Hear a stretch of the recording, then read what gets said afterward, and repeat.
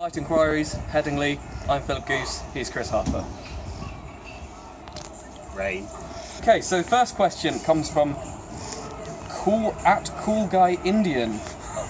Should Johnny Bairstow now play every format for England?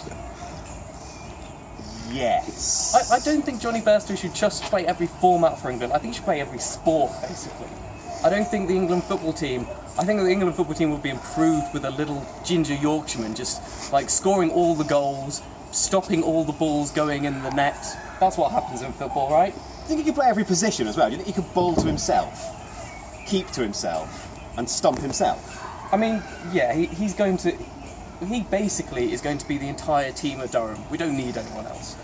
So our second question comes from Shamim Syed, who says, who would you rather face, Anderson on this track or Ashwin on a Bunsen burner? If Jimmy Anderson could literally have painted the sky to suit his bowling, he'd have painted this, wouldn't he? I mean, it could not be a better pitch for James Anderson, and therefore a worse pitch for batsmen. To be fair, we really could have done with a few Bunsen burners today, because it's pretty cold here, and that was obviously pretty tough for the Sri Lanka batsmen today. To be fair though, couldn't pick Ashwin either. To be fair, I can't pick anyone who bowls to me in the Sunday threes anyway, so it doesn't really matter. Next question comes from Subdip, Pankaj Subedi. Can Jimmy Anderson get 500 test wickets? Who's Jimmy Anderson? Will J. Anderson. Will Jimmy Anderson.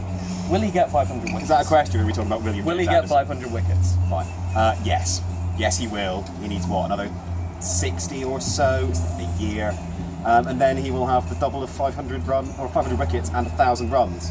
And that must make him the worst batsman in history to have 1,000 test runs, despite the fact he has got to be one of the best bowlers. Yeah. So our next question comes from... Can I just say, you are so much better than the normal Polite Enquiries people. Thanks, that's really nice. I thought you were the normal Polite Enquiries You're people. articulate, you're interesting, and I'd watch you. Right. We've got our first official fan. That's a vote of confidence. So, where were we? Jimmy Anderson, 1,000 runs, not very good at batting. 500 test wickets.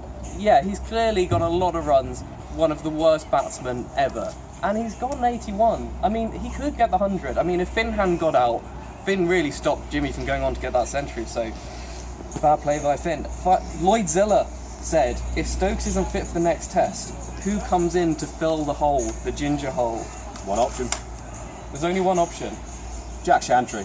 I mean, Jack Chantry, the only problem with Jack Chantry is he's so slow he might not be able to make it from Worcestershire to Durham in time for the next test. That's the only problem. I mean, there's plenty of options. You could bring in Jake Ball, who might be the next cab off the rack. Adil Rashid might be interesting. You know, we're going to need to get some players who have got experience of Bangladesh and India. Might be worth going. Problem's balance though, isn't it? Because, not Gary Balance, obviously, not him. He does have some problems. But what do you do with him? Because Stokes bats 6, he bowls, first change. Really, they like the four-seamer thing, so it's really got to be someone who can bowl. So at Hypercourse says, only post-war England spinners with better test strike rate than Moeen, Aswan and Laker. England must persist, mustn't they? Yeah, there's this kind of perception with Moeen Ali, isn't there, that he's not a test match bowler because we keep saying it often enough, and yet he keeps performing well enough that he genuinely is. I mean, this was probably his most efficient test match in history. He spent almost no time at all scoring a duck, and then bowled one over after the rain break, took a wicket and disappeared off to fields. Not even a lot of that, really. Okay, and our next question comes from Johnny Rybread. What has more edges, the Sri Lankan batting lineup or a dodecahedron? I think dodecahedron's got 12, so I mean, it's fewer Sri Lankan batsmen, but they did all get a lot more than one edge. I would say most of the wickets the Sri Lankans lost were almost carbon copies. I mean, obviously on this bowling attack, they really got that length right.